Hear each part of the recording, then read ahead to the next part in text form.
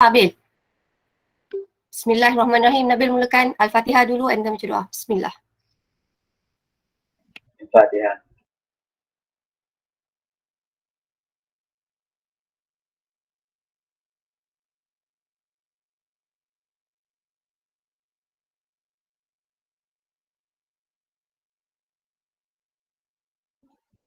Bismillahirrahmanirrahim. Allahumma ftah alaina hikmatak wa ansur alaina min khazaini rahmatik ya arhamar rahimin. Rabbi syrah lana sudurana wa yassir lana umurana wahlul 'uqdatam min lisanina yafqahu qawlana.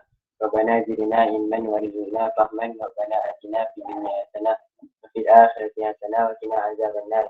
Sallallahu ala sayyidina Muhammad wa ala alihi wa sahbihi wasallam. Alhamdulillahi rabbil alamin. Alhamdulillah, kita mulakan sebab saya nak habiskan pukul 10, paling teruk 10.55. Okay, now. Bismillahirrahmanirrahim. Okay, Assalamualaikum dan selamat pagi. Terima kasih kerana join the class. So, saya mulakan. So, hari ni kita nak belajar, kita nak sudahkan bab mana. Sebenarnya hari ni kita nak belajar bab, nak habiskan topik pertahanan badan dan juga tindakan antibody. Alright, so hari ni nak belajar ni tau.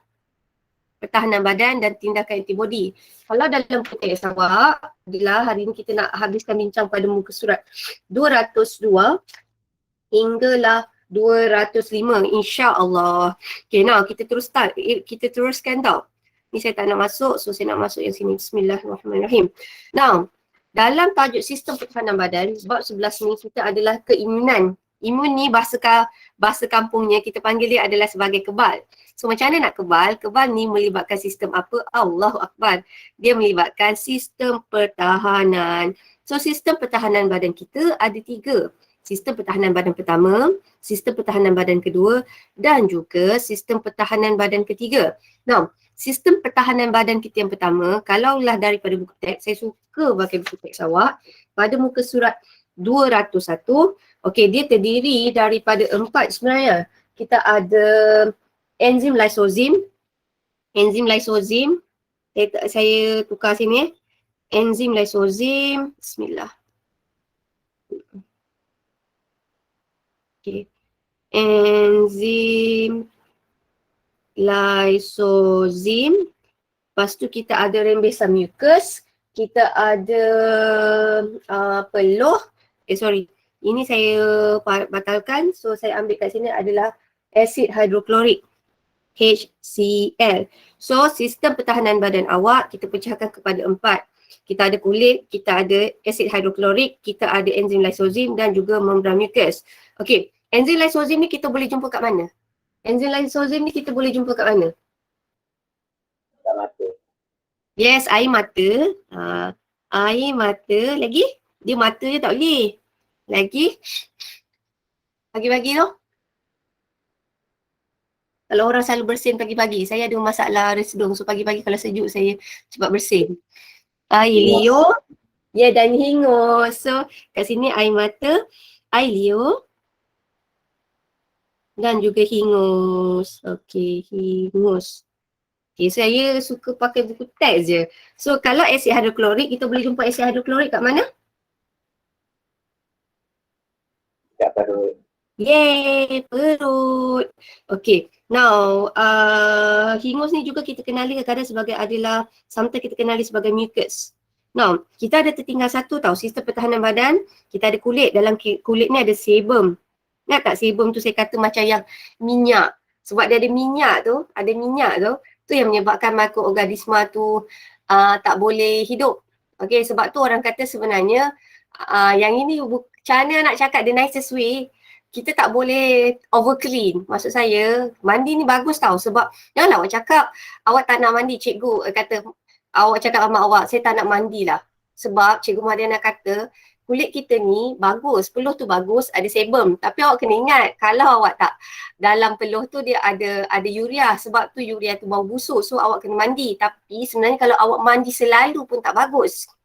Kenapa? Sebab awak akan hilangkan awak punya sebum. So sebum tu adalah terlibat dalam sistem pertahanan badan yang pertama. So basically over clean pun is not good for you. Tapi awak jangan gunakan alasan tak nak mandi pula. Faham tak maksud saya? So basically sebenarnya mandi tu bagus, tapi jangan 1 jam sekali.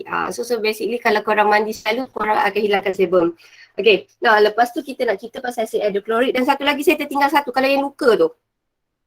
Sebum, lysozim, perut, mekanisme pembekuan darah. Ya. Pembekuan darah. Okey. Nah, yang ni sebab nota lama tau, saya tak update. Nah, dalam sistem pertahanan badan kedua, dia melibatkan 3. Satu adalah proses fagositosis. Kedua adalah yang suhu naik tu apa kita panggil? Demam. Kalau satu tu merah tu saya kata apa? Macam bengkak tu. Awak nampak bengkak. Kita panggil apa? Keradangan. Very good. Keradangan. So again, dalam barisan pertahanan badan kedua, dia terdiri daripada 3 mekanisme. Pertama adalah fagositosis. Dia akan dijalankan oleh sel fagosit. Sel fagosit kita ada 2 jenis. Okay, satu adalah MN which is monosit. Dan satu lagi neutrophil. Okay, now so kita teruskan. Maju. Okay, hari ni kita nak cerita pasal keradangan. Sel fagosit, awak ingat ini adalah sel fagosit. Nama sel fagosit. Nama proses adalah fagositosis. Kalau nampak sitosis, ini merujuk kepada proses. So proses ini melibatkan apa? Proses dia merangkap dan juga mencerna. So sel fagosit dilakukan oleh monosit. Dan satu lagi adalah neutrophil. Kalau soalan tanya, berikan contoh sel fagosit. So contoh sel fagosit ada 2. Satu adalah monosit, satu lagi adalah neutrophil. So bayangkan macam monosit dengan neutrophil ni, dia macam askar yang kerja dia bunuh kalau orang yang dirasa berbahaya. Macam kalau korang ada nampak satu kawasan yang orang kata jangan masuk, kalau masuk kena tembak. So sel fagosit tu kerja dia kalau dirasa benda tu adalah benda yang bahaya, dia tembak. Tapi masalah dengan sel fagosit, dia tak spesifik. Asal dia rasa detect benda tu bahaya, dia akan tembak. Dia tak spesifik. So senang kata, sistem pertahanan badan kedua dia aktif tetapi tidak spesifik. Dia akan attack je mana-mana yang dia rasa benda tu adalah benda asing, iaitu antigen. So kita kata sistem pertahanan badan kedua dia adalah aktif tapi tidak spesifik. Asalkan dia rasa antigen tu atau satu benda asing tu adalah bahaya kepada badan kita, dia akan melakukan tindak balas. So, boleh faham tak kat sini? So itu adalah sel darah putih awak, jenis fagosit. Okay, so sel fagosit cara dia adalah macam ni. So mula-mula dia kepung, dia pakai kaki palsu. Kemudian, alright, dia akan bentuk satu macam ni kan. Okay, dia yang itu dipanggil sebagai fagosom. So keyword dia pertama kepung. Keyword kedua fagosom. Fagosom ni apa? Adalah macam kantung. Dia dah habis kepung. Ketiga, dia buat apa? Dia hasilkan lysozim. Lysozim ni adalah enzim. Ingat keyword je. Mula-mula dia kepung. Pakai apa? Kaki palsu. Bila dah kepung, dia bentuk satu macam bekul tu kantung yang kita panggil dia adalah sebagai fagosom. Ingest tu maksudnya telan. Maksudnya bila bentuk fagosom, maksudnya dah kena telan. Macam awak telan makanan.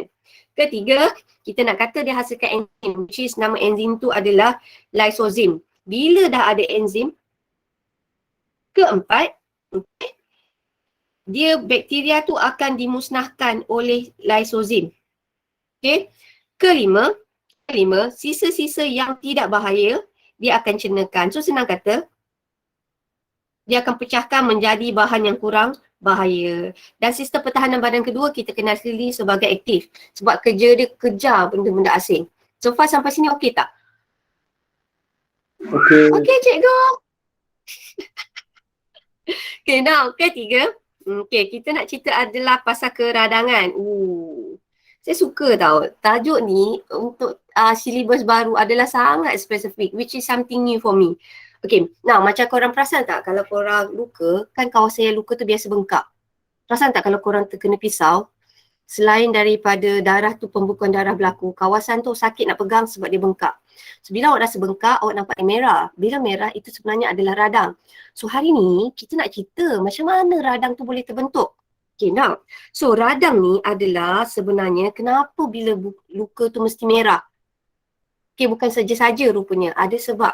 So, radang ni adalah satu gerak balas pantas yang memusnahkan atau menetralkan tindak balas berbahaya mikroorganisma. So, senang kata, bila korang luka, radang tu bagus.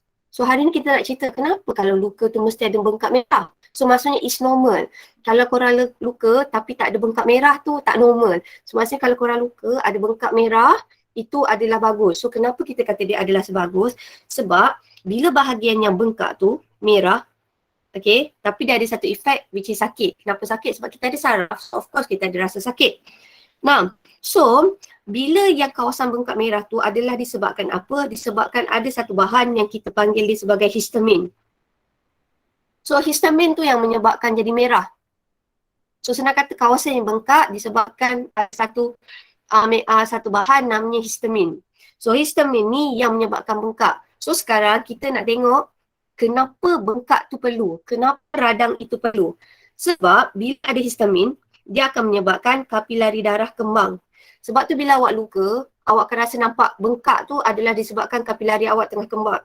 So, bila dia kembang, dia punya aliran darah tu, maksudnya selalu darah tu mula kecil kan?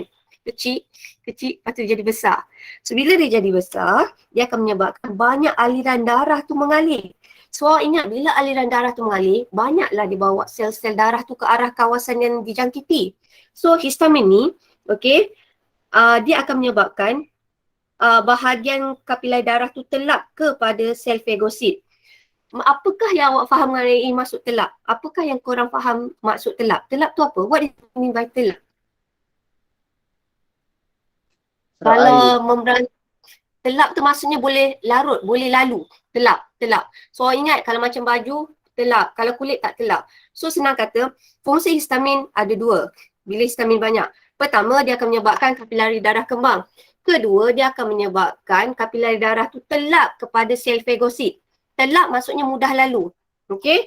So bila telap, dia akan menyebabkan kesannya, dia akan menyebabkan kawasan yang bengkak tu, dia akan menyebabkan dekat situ banyak sel fagosit dan faktor pembukuan darah. So kesimpulannya, awak belajar sekarang, saya rasa saya suka Bayu adalah awak lebih faham kenapa luka mesti bengkak. Sebab bila bengkak, dekat situ ada dua benda yang banyak berkumpul. Pertama adalah faktor pembekuan, kedua adalah histamin. So bila histamin banyak, dia menyebabkan kapilari darah bengkak. Bila banyak kapilari darah bengkak, dia akan menyebabkan aliran darah laju. Bila aliran darah laju, dia menyebabkan banyak darah akan mengalir di situ dan satu lagi dia menyebabkan kapilari darah tu telap kepada sel fagosit. So therefore, banyaklah sel fagosit berkumpul dekat situ dan menjalankan fagositosis. Okay, now kadang-kadang awak perasan tak masa kat kawasan yang bengkak tu dia ada nanah? Pernah tak perasan nanah?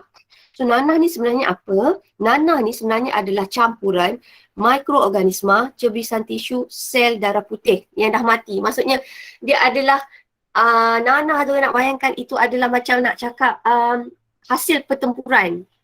Yang dah mati-mati tu, apa yang dalam tu yang dah mati adalah mikroorganisma dan juga sel darah putih yang dah mati. So maksudnya kesan daripada pertempuran antara antigen dan juga sel fagosit tu dia menyebabkan nanah. So dalam nanah tu ada sel darah putih, dalam nanah tu ada mikroorganisma yang telah mati akibat pertempuran antara sel fagosit dan juga benda asing tu. So boleh faham tak? Boleh! Saya suka tajuk sistem pertahanan badan ni. Tahu tak kenapa? Satu, sebab saya suka tengok cerita perang. Tapi saya cerita perang, kalau bahagian yang penggal-penggal kepala, yang tembak-tembak, semua saya lajukan. Macam tengok cerita Squid Games tu, semua bahagian yang ambil organ ke, yang dia tembak, pancut darah tu semua saya laju. So basically, saya suka tapi saya takut. Macam tu lah. Tapi dia sangat menarik lah. Okay, Ram. Kita masuk sistem pertahanan badan yang ketiga. Now, sistem pertahanan badan yang ketiga ni, kita panggil dia adalah yang paling spesifik. Now, kenapa kita panggil dia sebagai spesifik? Sebab antibody yang dihasilkan adalah spesifik. Maksudnya macam COVID-19, virus COVID-19 kan, dia nak hasilkan antibody.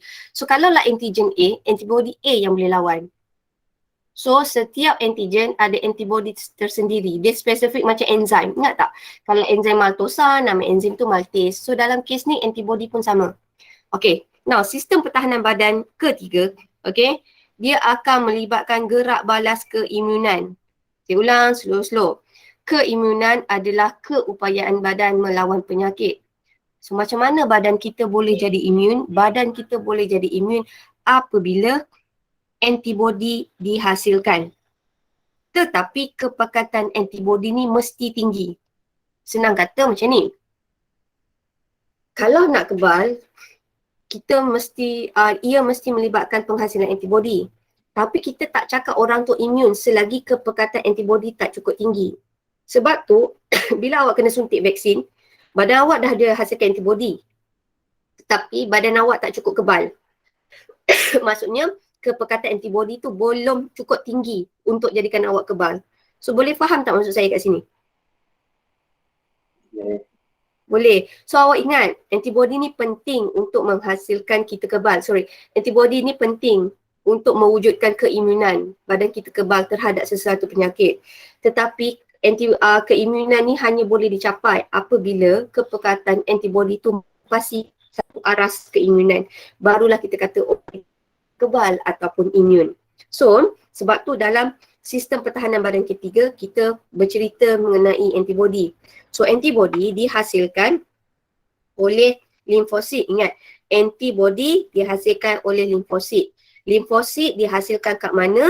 Dekat nodus limfa. So, boleh faham tak? Sistem pertahanan badan ketiga, ia boleh mewujudkan gerak balas keimunan. Apakah itu gerak balas keimunan? Gerak balas keimunan adalah tindak balas antibody dengan antigen. Antibody dihasilkan oleh limfosit. Limfosit pula dihasilkan dekat nodus limfa. Nodus limfa kita boleh jumpa dekat sistem mana? Sistem peredaran darah atau sistem limfatik? Sistem limfatik. Sistem limfa, sorry, bukan limfatik, sorry. Limfatik bahasa Inggeris, sistem limfa.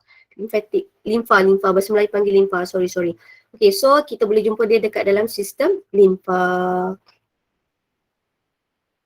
Okay, so far sampai sini okay Sebab tu saya kata, bila awak cucuk vaksin, sebab tu kita kena cucuk banyak vaksin. Maksud saya macam ni. Perasan tak awak kecil-kecil kan? Macam kalau awak ada adik kecil kan, macam selalu kena cucuk vaksin sampai umur dia 2 tahun. Adalah MMR kot saya rasa. Lepas tu ada vaksin untuk tetanus, ada banyak vaksin. Sebab setiap vaksin tu adalah untuk penyakit tertentu. Kita tak ada vaksin yang boleh ubatkan banyak jenis penyakit. Sebab satu vaksin tu dia trigger satu jenis antibody je. Okay. So katakanlah yang kita cucuk, katakanlah Pfizer, yang orang cucuk vaksin Pfizer. So Pfizer tu yang kita cucuk tu adalah kita nak trigger antibody untuk melawan virus COVID-19. Okay. So suntikan tu hanya untuk lawan penyakit tu. Sebab tu kita kata dia sebagai spesifik. Okay. So hanya satu antibody untuk satu jenis penyakit sahaja. Now, so kita tengok dekat sini. Ingat tak Cikgu Aisyah ada cakap, kadang-kadang bila orang demam, nodus limfa dia akan bengkak. Kenapa nodus limfa akan bengkak? Sebab kat dalam nodus limfa tu banyak sel limfosit. Berkumpul banyak sel limfosit yang memusnahkan antigen. So senang kata dekat nodus limfa tu ada sel limfosit yang tengah memusnahkan antigen. Okay, dekat nodus limfa bukan dia ada limfosit. Dekat nodus limfa ada macrophage. Okay, macrophage ni kalaulah saya baca, dia sebenarnya adalah sel fagosit tapi saiznya besar. Tapi saya tak ingat sama ada dia monosit ataupun neutrofil. Tapi macrophage ni sebenarnya adalah sel darah putih. Saya lupa sama ada dia monosit ataupun neutrofil. Tetapi saiznya yang besar, makro is big. Saiznya besar, kita kenali sebagai macrophage.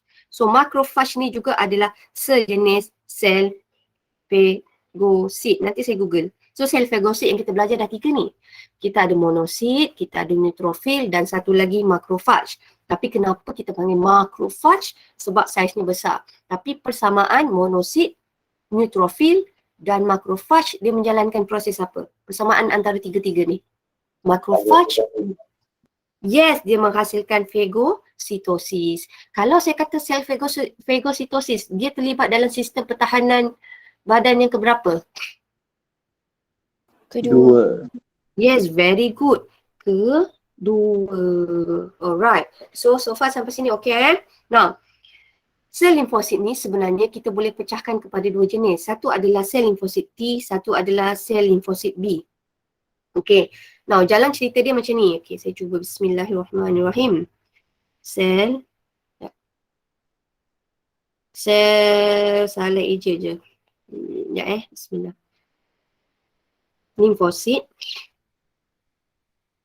Limfosit dia ada dua jenis tau. Satu adalah limfosit T. Kalau orang yang kena HIV, limfosit T dia yang problem. Okay. Limfosit T dan satu lagi adalah limfosit B. Okay, now macam ni. Masa korang kena suntik vaksin, yang disuntik tu adalah antigen. So, bila disuntik antigen, limfosit awak buat kerja tau. Okay, now bila kita suntik dengan vaksin yang katakanlah awak ambil Pfizer kan, suntik Pfizer, katakanlah antigen daripada Pfizer tu, dia akan merangsang limfosit T. Mula-mula awak ingat limfosit T buat kerja dulu. T dulu buat kerja. So, T ni buat apa? T ni dia akan serang patogen.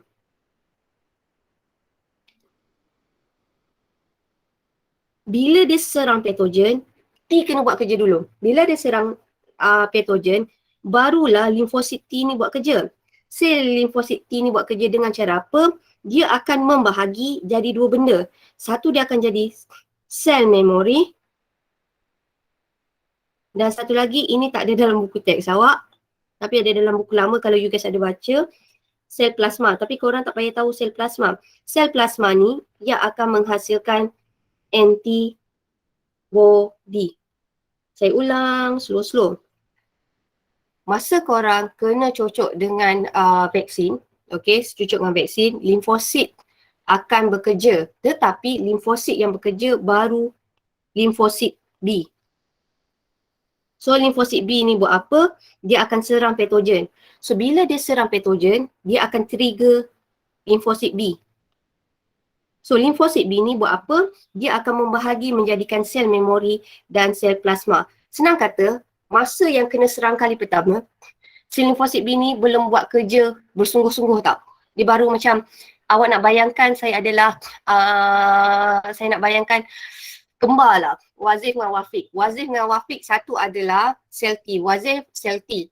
Wafiq adalah sel B. Okay. So awak nak bayangkan masa tak naklah Wazif dengan Wafiq susah. Confuse nama diorang. Saya ambil Nabil dengan Afwan lah. Katalah Nabil T. Afwan adalah B. So masa mula-mula awak kena cocok vaksin. Okay. Nabil buat kerja dulu. So bila dia nampak benda asing, Nabil terus serang. Dia kata ni orang jahat. So bila Nabil serang, dia orang jahat. Lepas tu Afwan, tahu Nabil dah serang maksudnya tu orang jahat. So, masa tu Afwan dia tak buat kerja tau. Dia cuma memory, Pfizer tu jahat. So dia hasilkan antibody, tapi antibody dia sikit. Okay, so kali kedua dia attack, kali kedua kena cocok, kali kedua dia cocok. Sebenarnya korang nanti cocok kali kedua, yang kena dos kedua, sebenarnya masa tu sel B tu baru buat kerja. So masa korang cocok kali pertama, yang buat kerja baru T, baru Nabil, dia baru serang. Antibody dia hasilkan sikit. Masa tu dia cuma nak cakap, Afwan kan, sel memori cakap, tu orang jahat. Nanti kali kedua, barulah pertempuran besar berlaku. Okay. Now kali kedua korang kena cocok dengan vaksin tu, antigen masuk. Baru je masuk tau. Baru je masuk, Afwan tahu, tu orang jahat weh. Sel memori buat kerja, dia tahu je masuk je sikit orang jahat. Dia tahu itu orang jahat, antigen. So therefore, baru je masuk kali kedua tu yang masuk tu, okay, antibody akan di-shoot tinggi. Sebab dia tahu tu orang jahat. Sebab tu dia spesifik. Senang kata spesifik tu sebab dia menghasilkan antibody yang spesifik untuk penyakit tu. Okay, so kali kedua korang kena suntik, kepekatan antibody tu cukup tinggi. Bila kepekatan antibody tu cukup tinggi, kita kata orang tu dah imun, dah kebal. So boleh faham tak? Kali pertama, kalaulah antigen masuk, siapa buat kerja? Limfosit T ke limfosit B? T, right, very good. Kalau kali kedua buat kerja, siapa yang buat kerja lebih? B. Limfosit B. So senang kata limfosit B. Senang kata limfosit T ni wajib buat kerja dulu. Sebab bila limfosit buat kerja, Nabil buat kerja, dia akan trigger limfosit B. B tahu orang tu orang jahat. Senang kata limfosit T kena buat kerja dulu. Kalau limfosit T buat kerja, barulah limfosit B, Afwan baru tahu itu orang jahat. Bila Afwan buat kerja, Afwan barulah hasilkan antibody. Okay? Sebab tu, kalaulah orang kena virus HIV, virus HIV, kita kata dia punya sistem pertahanan badannya terus jadi drop adalah disebabkan limfosit B, T tak buat kerja. Bila limfosit T tak buat kerja, dia akan menyebabkan badan tu tak boleh hasilkan antibody. So kalau orang kena HIV, badan dia hasilkan antibody. Kenapa? Sebab limfosit T dia tak boleh buat kerja. So virus HIV ni bahayanya satu, dia attack bukan sebarang sel. Dia attack limfosit. Dia attack sel limfosit, tetapi lagi spesifik dia attack limfosit T. So, kalau limfosit T first tak boleh buat kerja, B tak tahu orang tu orang jahat. Sebab tu kalau orang kena HIV, dia akan kena, orang kata dia akan merosakkan sistem pertahanan badan dia. Sebab badan dia langsung tak boleh hasilkan antibody. So kesimpulannya, antibody hanya boleh di-trigger, boleh dihasilkan apabila limfosit T buat kerja serang patogen. Bila dia serang patogen, barulah limfosit B tu boleh menghasilkan antibody. So far boleh faham tak kat sini? Do you understand? Boleh, Alhamdulillah. Okay, so saya suka tajuk ni macam dia perang tau. Dia macam ada, apa perasan tak? Sistem pertahanan badan awak ni dia Tuhan jadikan tu is very specific. Maksudnya dia ada strategi untuk melawan benda asing.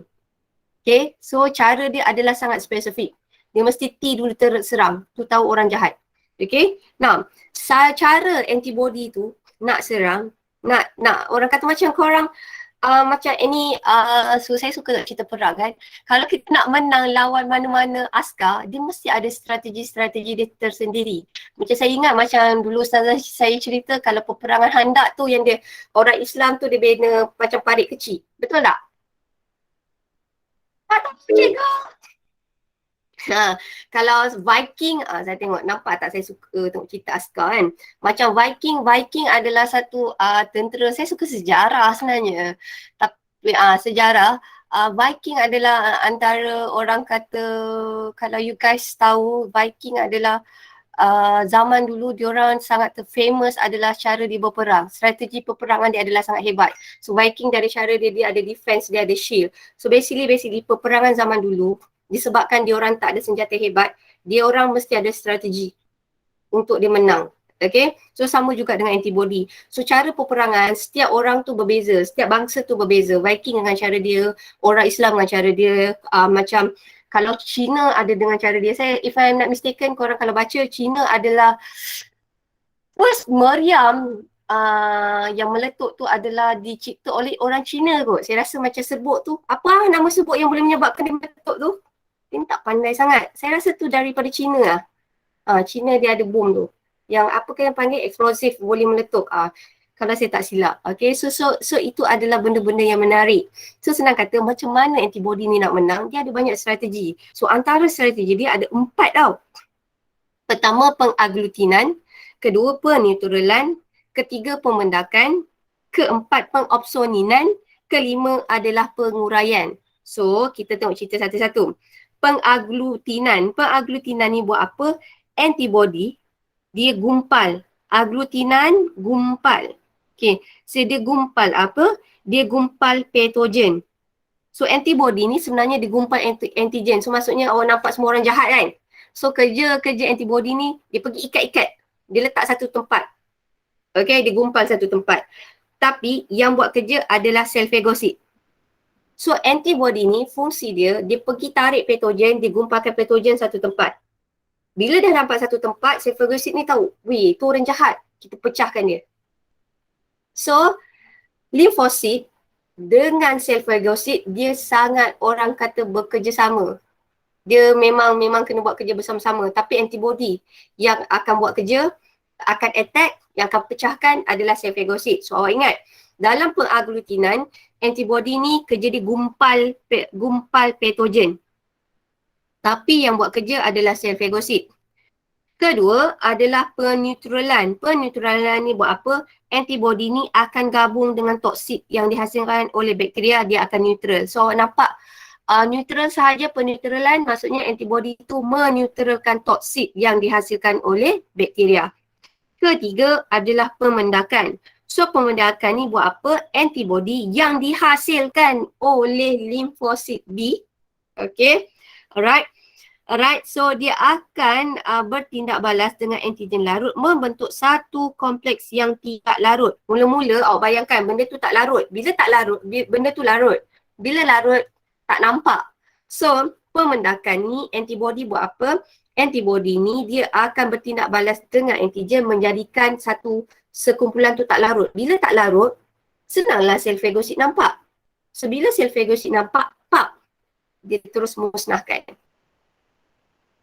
Tak nampak kan, macam orang jahat macam dalam air, and then suddenly antibody tu nampak orang jahat kan, patogen. So dia bergumpal dengan patogen, okay, dia akan buatkan patogen tu timbul. So yang akan attack dia adalah sel fagosit. Awak ingat antibody ni adalah senjata yang dihasilkan oleh siapa? Senjata yang dihasilkan oleh limfosit jenis limfosit B. So far boleh faham tak? So ingat antibody adalah senjata, okay. Itu yang ketiga. Yang keempat adalah pengopsoninan. Pengopsoninan ni adalah sebagai petanda. Macam korang pernah tengok cerita piramid tak? Cerita Alibaba. Saya tak ingatlah, subhanallah. Yang dia pergi pangkah-pangkah tu rumah orang jahat. Lepas tu pirate kita panggil apa? Lanun tu datang, dia pergi attack rumah tu. So awak nak bayangkan pengopsoninan tu pun macam tu. Antibody ni sebagai marker. So mana-mana antigen yang ada antibody ni sebagai marker, so sel fagosit datang, sel fagosit tahu ini orang jahat. So dia akan musnahkan dia. So kalau pengopsoninan, keyword dia adalah sebagai petanda. Kalaulah penguraian, awak macam bayangkan dia macam berani mati. Antibody tu, dia akan berkumpul dekat antigen tu, antigen ni semua kan. Lepas tu dia akan pecah, meletup macam bom. So itu kita panggil dia sebagai penguraian. So kesimpulannya tindak balas antibody dia ada 5. Pertama tadi pengaglutinan, kalau saya salah eja saya minta maaf. Pertama dia buat apa? Dia gumpal, dia perangkap tapi akan dimusnahkan oleh sel fagosit. Kedua, peneutralan. Maksudnya dia buat apa? Dia neutralkan toksit. Ketiga adalah pemendakan. Pemendakan buat apa? Dia buat antigen tu larut. Antigen yang larut menjadi kompleks tak larut. Tapi siapa yang tindak balaskan ni? Siapa yang pecahkan kompleks tak larut ni? Siapa yang pecahkan kompleks tak larut ni dalam pemendakan? Sel fagosit. Terima kasih, sel fagosit. Kalau pengopsoninan dia buat apa? Dia sebagai petanda, as a marker. Maksudnya dia dekat, weh ni orang jahat. So sel fagosit buat kerja. So anda bayangkan, sel fagosit ni macam askar yang kerja dia menyerang. Tapi antibody ni dia adalah sebagai macam, dia adalah macam mana nak cakap, strategis. Dia adalah ahli strategi. Dia yang ajak penyerang tu semua datang untuk attack orang jahat tu. Okay. Now last kali, antibody ni buat apa? Dia letupkan, pengurai. So pengurai ni dia buat apa? Penguraian ni dia bergabung dengan antigen dan dia akan pecahkan antigen. So itu kita kata tindak balas antibody. So itu sahaja. So do you have any question? Ada soalan? Ada soalan tak? Hui, hebat. Tak ada. Saya laju sangat ke hari ni? Laju sangat ya? Okay, tak ada tak laju. So kalau tak laju, saya nak tengok hari ni pembelajaran apa yang kita belajar ni berkesan atau tidak. Saya nak bagi awak quiz dalam bentuk Google Form. Okay, so quiz tu saya bagi masa hari ni dan besok. Korang jawab. So itu sahaja, saya tak ada refleksi yang cantik semua sebab saya tahu saya kejar masa dan saya rasa it's better for you rehat dalam masa 10 minit sebelum korang masuk English punya top. And 4 usi, korang buat je dulu yang Google Form tu. So maksudnya untuk kelas 4 usi buatlah sekarang sebab bio sepatutnya kita sampai pukul 11.50 kan. So quiz tu korang kalau boleh tak payah tengok buku, tapi kalau rasa tak boleh, boleh je tengok buku. Okay, so bio kita extra ada masa lebih, so masa lebih tu korang buat kerja dalam bentuk Google Form. So that's all everybody, thank you so much. So have fun dengan English. Okay, bye everybody, bye. Bye. Terima kasih cikgu. Cikgu. Thank you so much. How you?